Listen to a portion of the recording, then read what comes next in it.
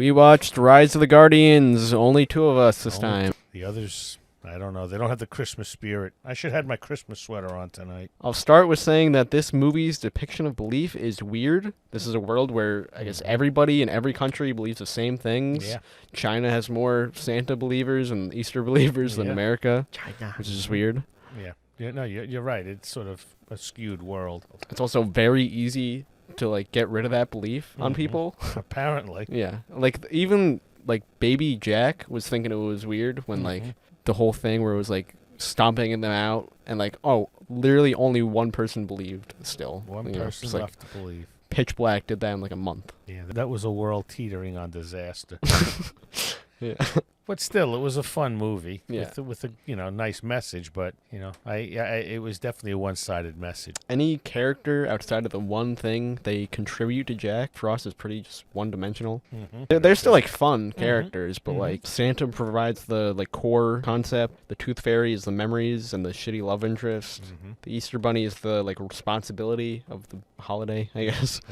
Sandman is the ability to believe in the fantastical. It's like good elements still, but just one-dimensional, I guess. Yeah, the dreamer and everybody was Sandman. It's the fantastical exactly, and I like the character. Yeah. When I first saw the movie, I was like, well, that's sort of a strange character. But then I liked the fact that they didn't even make him speak. That just added a whole The one other part dimension. where he's like showing 1,000 images. Yeah, exactly. Yeah. I also liked how him and Jack Frost were like friends, kind of. Yeah, because they knew each other from being out and about. The acting in this movie was great. I think Jude Law as Pitch Black was probably the best one, though. And for him to do something like that, I mean, he immersed himself, obviously, in it. Yeah. I mean, a dark character in basically a children's movie. Yeah.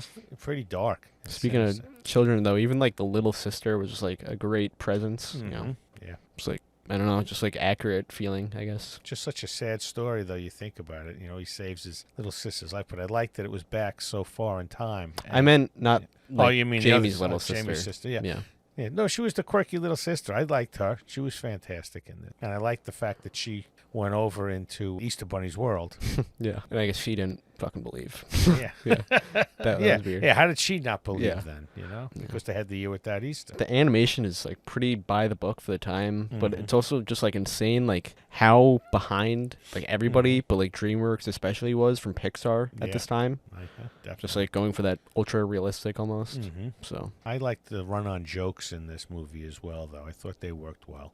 The stuff between Easter Bunny and everybody else, because, Easter Bunny was wanted to be this big bad, and he was always right. Everybody was sort of joking around him as well. And I like some of the concepts, like him tapping his foot to open up to go through his own portals and not trusting. A lot of the concepts are pretty interesting. They are. Him being a kangaroo, pretty much, but like not. Yeah. It was just like weird, though. Just like how the concepts were brought to life, I guess. We have a tough Santa Claus, he's Russian. Russian muscle, tattoos, the whole bit, the naughty list and everything right on his... Still like going for the making like toys from the 30s. Yeah, exactly. They don't have the elves making toys, but they then believe that they're making the toys, but they have the other characters who make all like the the toys. weird like Yetis, I guess. Yeah, exactly.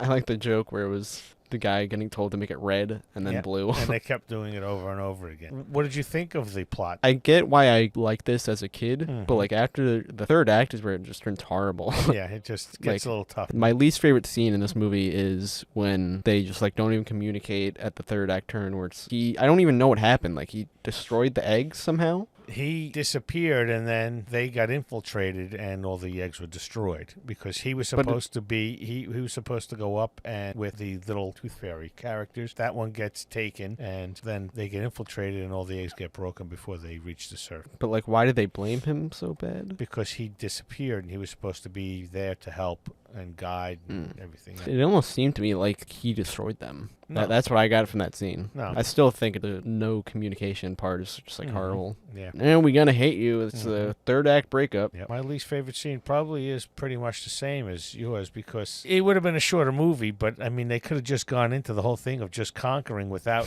him having to be singled out and then come back as the hero later. I don't even know what the title Rise of the Guardians is supposed to mean for this movie. Yeah. Because like the Guardians were already there. I mean the comeback of the Guardians maybe because they had everything going pretty much and even if kids aged out, new kids would come in. Pretty interesting though, like up until that third act, this is a movie that's like a cut above the rest of kids movies. A lot of concepts and just like plot does make sense, and like it actually has work put into it, you know. Yeah, that's what I liked about this movie, is that the freshness of the story. Yeah. Pretty much. But they did use some of those concepts that didn't work well, like that breakup scene. My favorite scene is that little clip almost. It was a lot shorter than I remembered, where he like his backstory, I guess. Yeah, that was the backstory was because I guess it was broke up a few places where you saw the beginning when he's falls through the ice, but we know kind of what's going on. But he comes out and he doesn't know what happened or how he got there. And then later on, when you go to that backstory, that was nice. I think mine was when he's interacting with the kids, the sleigh ride. Yeah, knocks his tooth out. That was my favorite part of the whole movie. And then later on, when Jack is actually seen. My final rating is a 4 out of 10. Like I said, it makes sense that a young me would like a movie where at least the beginning's good.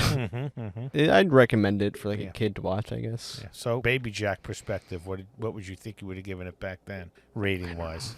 I don't have that concept. I give it a 6 because of its enjoyability. I enjoyed the movie, and great concept, and I loved the character of Jack. And I do like the... And I love my Sandman. Merry Christmas. And I kind of like the concept of the tough Santa Claus. Yeah, that's honestly like not unpopular a thing nowadays. No, now it's not. But I think this was like one of the first that sort of had that concept. Every Christmas for the fucking past 5 years, they made a movie where Santa killed. So next time, we are going to be talking about episodes 3, 4, and 5 of Creature Commandos. Going to do a recap at the midpoint, and then eventually we'll do one for the last couple episodes, including the finale. So, happy holidays. We will see you guys next time. Merry Christmas. Ho, ho, ho, ho, ho.